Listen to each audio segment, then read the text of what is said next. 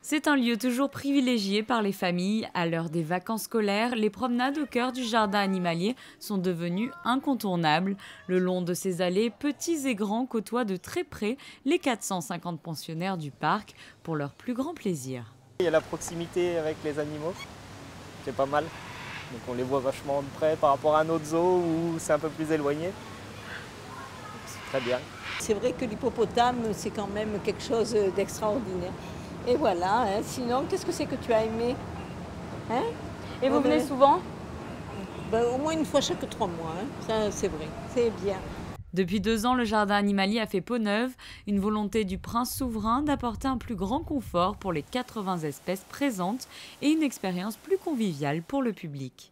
On n'est plus dans le zoo, comme on pourrait dire, ménagerie, donc avec des grandes cages, avec des gros barreaux et une multitude d'espèces. Donc maintenant, on a préféré privilégier des petites espèces dans des grands volumes et en présenter moins en termes d'espèces, mais des groupes familiaux ou des cohabitations originales sur des espaces assez grands et végétalisés.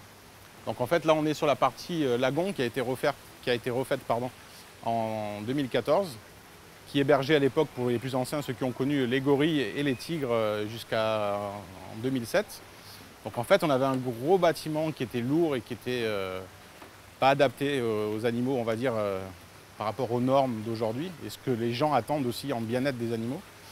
Donc en fait, on a fait une zone végétalisée avec 3 îlots, où sur chaque îlot, il y a une famille de petits singes, ouistiti, tamarins, et des perroquets qui sont en totale liberté sur leur îlot.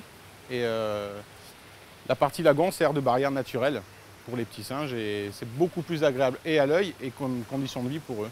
Cette promenade en famille rencontre tout au long de l'année un franc succès, aussi bien du côté des touristes de passage en principauté que des régionaux.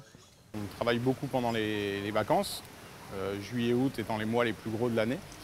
Mais tout au long de l'année, on travaille avec beaucoup de gens locaux, des gens qui viennent de Nice, qui viennent d'Italie, et beaucoup de gens de Monaco qui viennent en famille avec les enfants, les petits-enfants, et qui ont plaisir à revenir voir plusieurs fois par jour, dans la mesure où le prix d'entrée est petit, c'est 5 € et 2,50 € pour les enfants, donc ça reste une somme modique pour 1 heure, 1 heure et demie de balade dans un cadre assez agréable.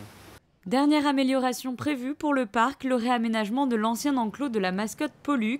À partir de septembre, cette zone sera transformée pour recréer l'esprit de la pampa sud-américaine. Les maras, capybaras ou encore nandous, déjà présents dans le parc, vivront alors en cohabitation dans ce nouveau secteur.